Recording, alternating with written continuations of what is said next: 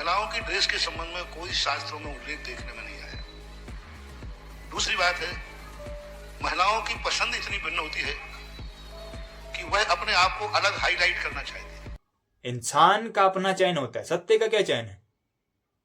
जो इंसान में उसे रोशनी दिखेगी वो रोशनी वाला इंसान उसे अपनाएगा ना। वेस्टर्न आउटफिट जितने भी हैं, जीन्स हो गई, टॉप्स हो गए, सब बैन कर दिए गए। ड्रेस कोड से चीजें नहीं बयां होती हैं। अगर इंसान को बदलना ही है, अपने युवाओं को बदलना ही है, तो उन्हें एक एक मार्गदर्शन दो, सत्य की तरफ चलने वाला मार्गदर्शन दो।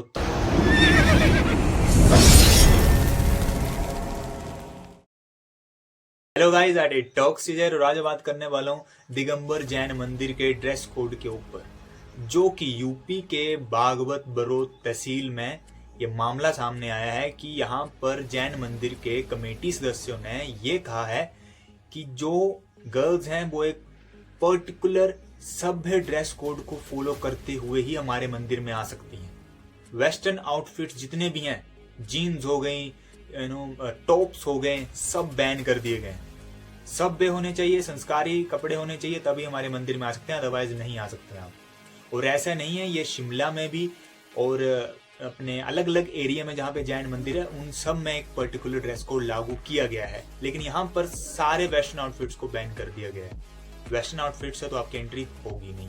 अलग अलग बंदों की इस पे अलग अलग राय हैं। कुछ बंदे इसको सही ठहरा रहे हैं तो कुछ बंदे इसको गलत बता रहे हैं कि एक मंदिर जो होता है वो धार्मिक जगह होती है, तो जरूरी नहीं वहां पे ड्रेस कोड नहीं, वहां पे तो इंसान की नीयत देखनी चाहिए। एंड वहां के यहाँ मतलब बरोद तहसील में बागपत के जो एरिया के जो लोग हैं वो ये कहते हुए नजर आ रहे हैं कि भाई ये बहुत सही बात है, ये इससे हमारी जो पीढ़ी है, हमारी जो नई पीढ़ी है, हमारे जो युवा हैं वो कुछ सीख लेंगे। और ये मामला सामने आया है कि यहाँ पर ड्रेस कोड को बताया जा रहा है। देखो, अगर मैं इस पर अपना ओपिनियन दूं ना, बहुत से लोगों ने इसको सराहा भी है, बहुत से लोगों ने इसको नकारा भी है, लेकिन मैं अगर अपना ओपिनियन दूं ना, तो भाई देखो, अगर आप बात कर रहे हैं युवाओं को संदेश देने की, तो आप ये मत भूलें कि जो मंदिर होते हैं, अलग अलग धर्मों के जो मंदिर आपने बनाए हैं, उन्होंने भगवान की उपाधि को हासिल करा है, दैट इज वाई वो यहाँ पे हैं। अगर आप मंदिर कोई आ रहा है, अगर उसकी अच्छी नीयत है और इवन वो ड्रेस कोड से, देखो मुझे ना एक बात हजम तक कहाँ नहीं हो रही है। ये बता रहे हैं कि हम युवाओं को ना संदेश देना चाहते हैं और युवाओं में धार्मिक स्थल होता है तो यहाँ पर धार्मिक चीजें पहनकर ही आप आ सकते हो। कहाँ लिखा है, कहाँ लिखा है? लिखा है, लेकिन महिलाओं की ड्रेस के संबंध में कोई शास्त्रों में उल्लेख देखने में नहीं आया। दूसरी बात है, महिलाओं की पसंद इतनी भिन्न होती है कि वह अपने आप को अलग हाईलाइट करना चाहती है।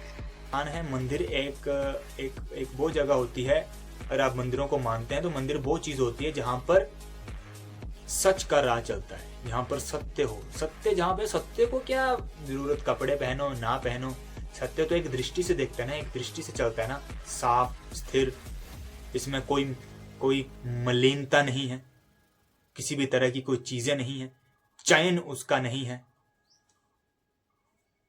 इंसान का अपना चयन होता है, सत्य का क्या चयन है? जो इंसान में उसे रोशनी दिखेगी वो रोशनी वाला इंसान उसे अपनाएगा ना, वो नहीं जाएगा किसी के पास, वो पर्टिकुलर जो चीज होगी वो उसके पास आएगी। सत्य तो वहीं का वहीं है। तो यहां पे ना थोड़ा ना गलत हो जाता है। अगर मैं अपने ओपिनियन दूं इस पर्टिकुलर ड्रेस कोड को लेकर, तो मैं इसके बिल्कुल खिलाफ हूं। आप मंदिर में है तो बुलाओ मत किसी को। दूसरी बात, अगर आप आ रहे हैं, कोई अच्छी नीयत के साथ आ रहा है मंदिर में, अपना एक पर्टिकुलर उस जगह हो सकता है वो मेडिटेशन करने के लिए आ रहा हो, जो भी चीज करने के लिए आ रहे हो भाई, वो आपने वहां पे एक ड्रेस कोड लागू कर दिया है तो फोर्स कर रहे हैं आप। मतलब आप बताना चाहते हो कि भाई साधु है तो वो इस तरह का कपड़े डाले और वो है तो इस तरह का कपड़े डाले। नहीं भाई, ड्रेस कोड से चीजें नहीं बयां होती हैं। अगर इंसान को बदलना ही है, आपने युवाओं को बदलना ही है, तो उन्हें एक मार्गदर्शन दो, सत्य की तरफ चलने वाला मार्गदर्शन दो, तब इंसान बदल सकता है, अदरवाइज इन कपड़ों से नहीं बदल सकता।